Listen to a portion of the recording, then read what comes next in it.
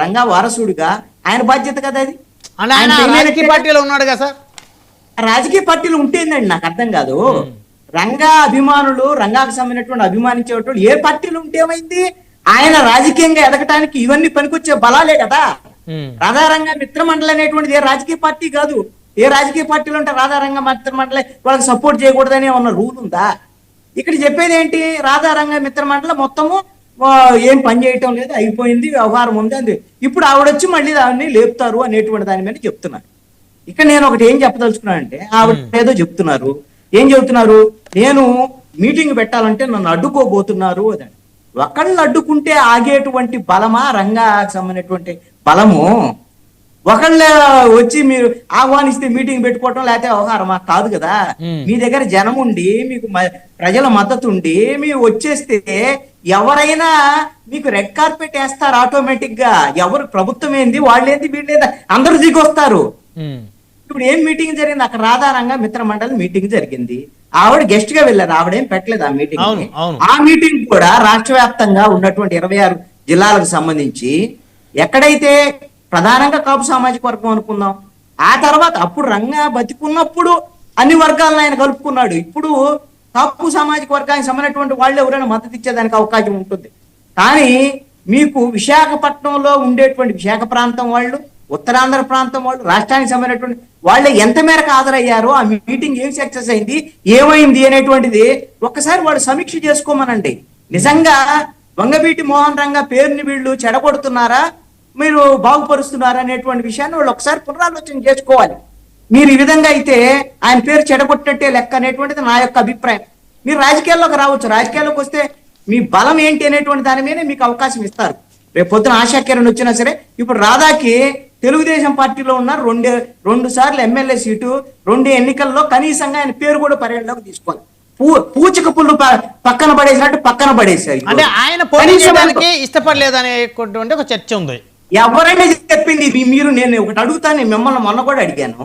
ఆయన ఇష్టపడకుండా అసలు రాజకీయ పార్టీలో ఎందుకుంటాడండి? ఒక రాజకీయ పార్టీలో ఉండే ఆయన ఎమ్మెల్యే కాకుండా, ఎంపీ కాకుండా, ఒక పదవి లేకుండా, లేకపోతే ఏమీ లేకుండా ఊరికే యోగిలాగా ఉండటానికి ఉన్నాడు ఆయన.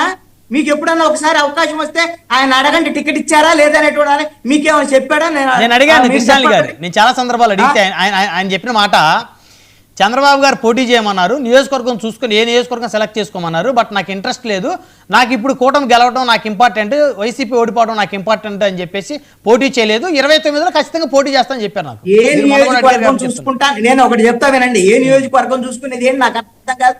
మీ సెంట్రల్ నియోజకవర్గం అనేది వంగవీటి మోహన్ రంగా సంబంధించిన సొంత నియోజకవర్గం. ఆ నియోజకవర్గంలో ఆ కుటుంబం తప్ప ఇంకొకరికి ఇచ్చేటువంటి పరిస్థితి లేనటువంటి రాజకీయం నడిపేటువంటి స్థితి ఉండాలి. ఆ స్థితి లేనటువంటి, ఆ రాజకీయ బలం లేనటువంటి పరిస్థితుల్లో ఈ రోజున రంగా కుటుంబం ఎవరైతే వారసులుగా వచ్చారో, వాళ్ళ కుటుంబం నుంచి వచ్చారో, అలాంటి రాజకీయ ప్రభావం లేనటువంటి వాళ్ళుగా ఈ రోజున ఉన్నారు. అది కారణం ఈ రోజున. దీన్ని బట్టే రాజకీయ పార్టీలు ఇష్టారాజ్యంగా విన్యాసాలు చేస్తాయి. ఇప్పుడు చెప్తున్నారు కదా వైఎస్ఆర్ కాంగ్రెస్ పార్టీ వాళ్ళు, వైఎస్ఆర్ కాంగ్రెస్ పార్టీ జగన్మోహన్ రెడ్డి ఒక ట్వీట్ చేశాడండి. ట్వీట్ చేస్తే జగన్మోహన్ రెడ్డికి ఏదో ప్రేమ ఉందని అనకూడదు. ఇదే జగన్మోహన్ రెడ్డి ఎవరైతే గౌతమ్ రెడ్డి మాట్లాడినటువంటి మాటలు మనం అందరం చూసాం కదా. రంగాన్ని చంపితే తప్పే ఉంది, రౌడీ, అతన్ని రౌడీ కాబట్టి చంపేశారు, చంపడానికి తప్పే ఉంది అని మాట్లాడినటువంటి గౌతమ్ రెడ్డిని అలా సస్పెండ్ చేసినట్టు చేసి మళ్ళీ పార్టీలో పెట్టుకున్నటువంటి జగన్మోహన్ రెడ్డి. అదే విధంగా ఇప్పుడు ఎన్టీఆర్ పేరు ఇక్కడ పెట్టడం వెనక ఇందాక లక్ష్మీకాంత్ గారు చెప్పారు, ఇది కుట్ర అంటే ఏ కుట్రది?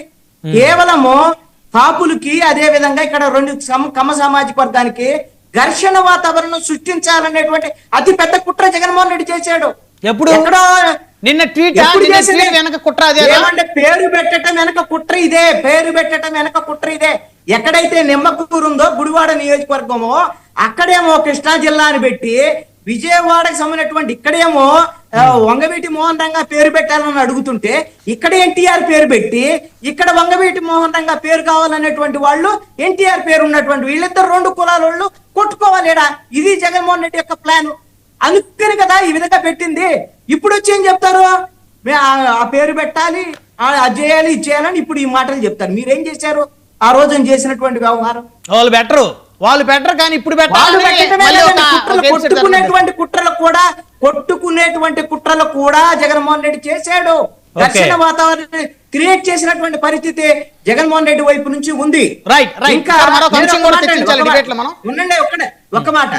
ఇందాక బుల్లెట్ ధర్మారావు గారు మాట్లాడారు కదా, ఇవన్నీ మేము వేసేస్తాం తీసేస్తాం, మేమంతా బలం ఉంది, మాకు బలగం ఉంది, ఇవన్నీ చెబుతున్నారు కదా. ఇక్కడ జనాభా అనేటువంటి వాళ్ళు ఎవరి వెనకాల ఉంటే వాళ్ళనే రాజకీయ పార్టీలు చూస్తాయి, అవును. వాళ్ళకే రాజకీయ పార్టీలు భయపడతాయి. ఇంకొకటి కానే కాదు, ఇప్పుడు అసలు వైఎస్ఆర్ కాంగ్రెస్ పార్టీ ఇన్ని విన్యాసాలు చేస్తుంది అనుకున్నాం కదా.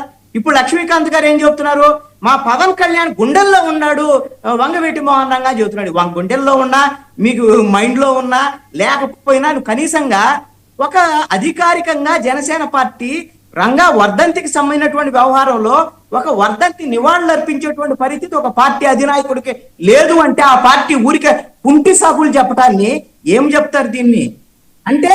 దీని వెనక ఏంటి అంటే, అది ఇవ్వకపోయినా పర్వాలేదు, మనం ఆ వర్ధంతికి ఇద్దరిని పట్టించుకోకపోయినా పర్వాలేదు, ఊరికే మా గుండెల్లో ఉన్నాడని చెప్తే సరిపోయింది అనేటువంటిది ఏమన్నా ఇది?